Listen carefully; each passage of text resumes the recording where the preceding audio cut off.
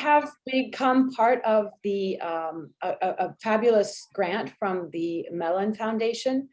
It's titled Race, Risk, and Resilience, where 6 neighborhoods in Miami are being kind of brought to the foreground in terms of how they understand risk and resilience, which tends to be today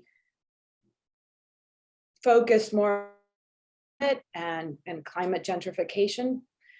But the truth is that these neighborhoods, which are West Grove, Allapattah, Liberty City, Overtown, Homestead, and Little Haiti, are much more affected by changes in their milieu because of gentrification and the sense of tensions created by some evictions, some just well, displacements in many different forms, projects that even were part of the New Deal and celebrated in their moment, which have since been now torn down and are in process of being densified and changed into pseudo-affordable housing solutions, but a lot of displacements happening there. That's how the community sees it. So we are both conducting oral histories, so interviewing people from the communities and getting their points of views recorded. I, particularly with students from FIU, have walked the neighborhoods, spoken with neighbors and community leaders. We created maps of the past, present, and the kind of foreboding future simultaneously. And they have been since exhibited at the Little Haiti Cultural Complex during the month of December and January. And we're right now in the midst of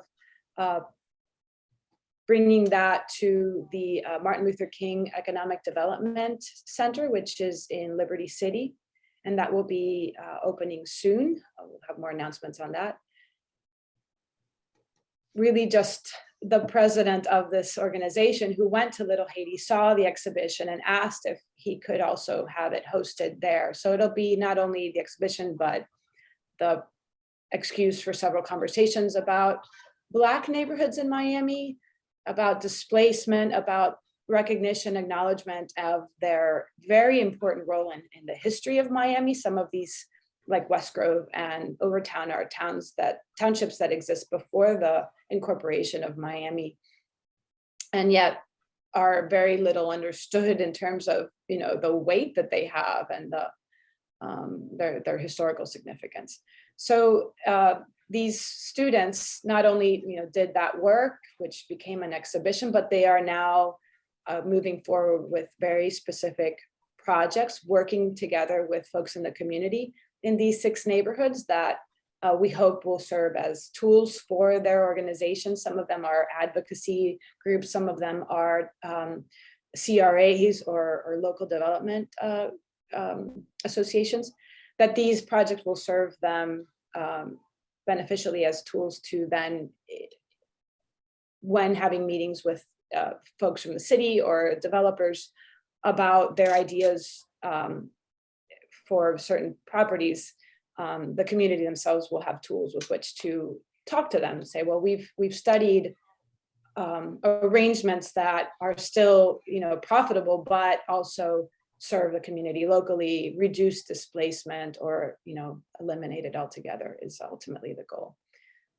So that has been an amazing opportunity, not only to get to know Miami deeply and from an angle that's, I think, you know, central to the city, but not so well understood generally. For the students, it was an amazing opportunity. Even though many of them were born and raised in Miami, they didn't know this part of their city. And it's given them an opportunity from, you know, the school to already enter into conversations that are very relevant to the city with the professionals at the front of these organizations. So yeah, and this is all thanks to our participation as the Wilsonian Public Humanities Lab in the Mellon grant, Race, Risk, and Resilience.